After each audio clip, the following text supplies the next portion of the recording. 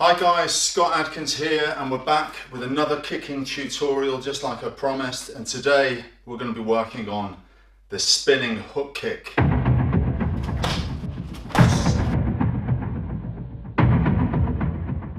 So first of all, you've got to make sure that you're doing the hook kick properly, okay? So it's a pretty simple kick, and I don't think it's a very devastating kick. It's not the most powerful kick, but in a real situation, it might take somebody's mind off something so you can hit them with something else, but it doesn't have a lot of power.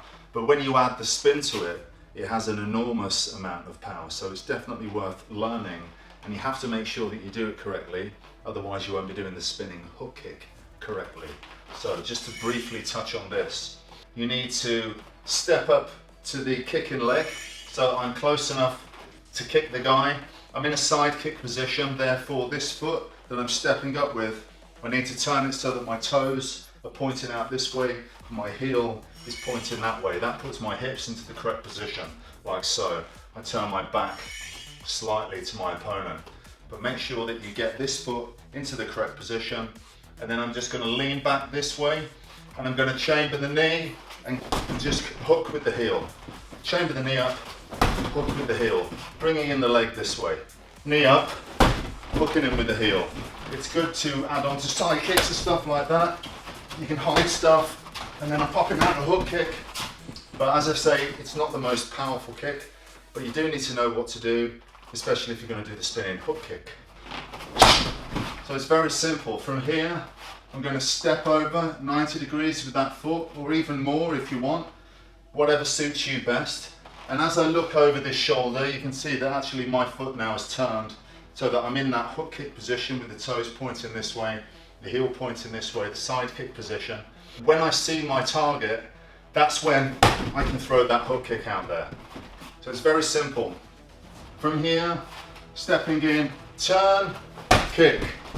It's really important that you move this foot around to here.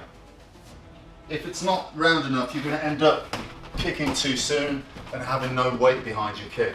What I need to do with this kick is I need to spin fast, right? And the best way to do that, of course, is to start with your head. As soon as my head turns and I look to where I'm going to kick, the quicker I can do that, the better. But also to add the extra torque and the speed, what I can do is, I've stepped into that position and I'm going to throw this elbow around like that. And then when I look at my target, then I can kick. So I'm using my arms to give myself more speed. Okay? I'm stepping in and I'm using my elbows, and that's what gives me the speed. From here, step in, spin. I'm stepping in, using my elbows and spinning. Now the more that I throw my head and my elbows around, the faster I can spin, and the faster I spin, the more powerful the kick's going to be. So I'm stepping in, elbows and head, kick at the same time. That's where the power comes from. And don't forget, you've got to push off the floor. All the power always originates from the floor. That's what you guys need to do. Okay, so only when you feel confident with the very easy version of the spinning hook kick should you move on to this next section, which is the more advanced version.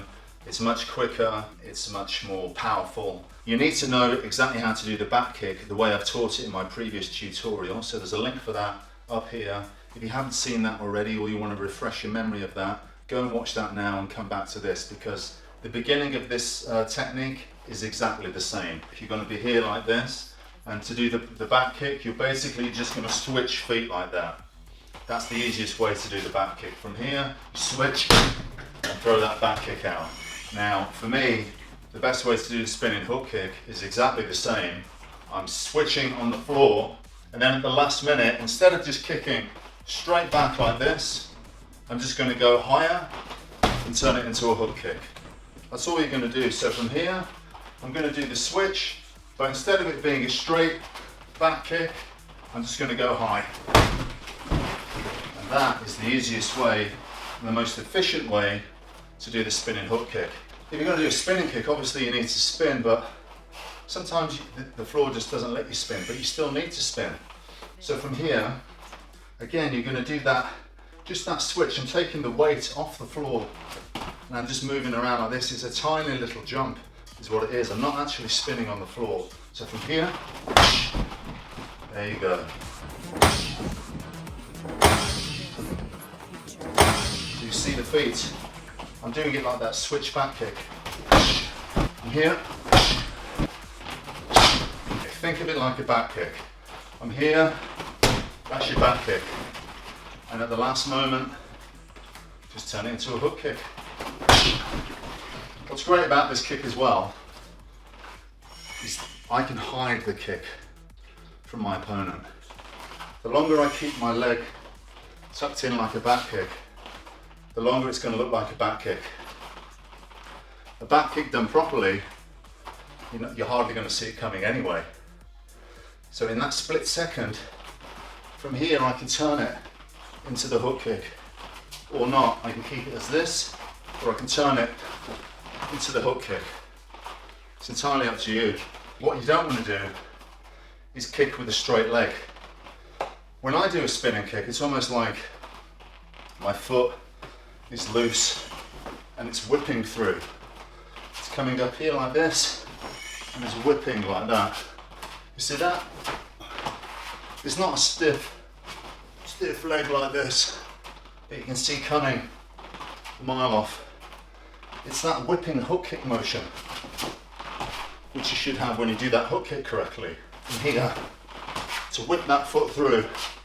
So that when you do the spin kick, you're whipping it through.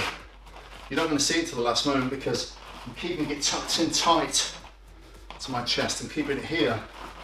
And I don't throw the kick until the last moment. I hold on to it, hold on to it, hold on to it, then I throw the kick. So don't throw the kick too early, it would look like this. Wouldn't look too good. Hold on to it, keep your arms tucked in.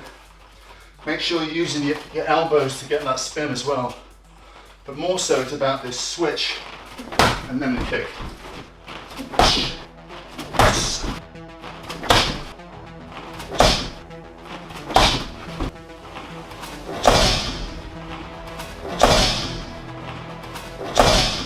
What'd you say? What'd you say, mate? You talking to me? Talking to... Also, with all kicks, every single kick you do is very important. After you've thrown the technique and you've connected with someone, something, or not, you have to regain your balance as quickly as possible. Whether it be the round kick, now you need to come back to your fighting stance. Whether it be the side kick, you need to be back on your toes, ready to evade or come back with another strike.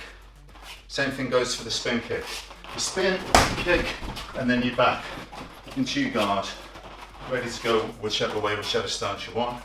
It's really essential that when you practice this kick, you regain your footing and you're ready for whatever might come next. First movement I do is the shoulders and the elbow round this way, and of course the head. As soon as I can look where I'm going to kick, the faster I can do that, the more powerfully I'm going to kick. But you have to do that first initial movement as explosively as you possibly can. Once, of course, you've got the proper form and you understand the technique, then you can start exploding into it and really making it the fastest, most powerful and devastating version of the spin hook kick. Oh, come on. Not too stupid. Bash!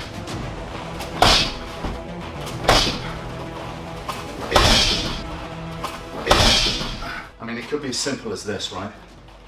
I've gone down the shops, I've got my mask on, I'm trying to get some groceries. Somebody comes up to me, he's closer than 2 meters. I say, oi, get back.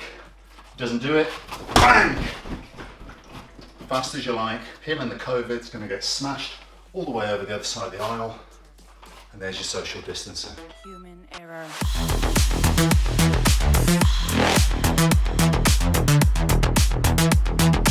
Evolution.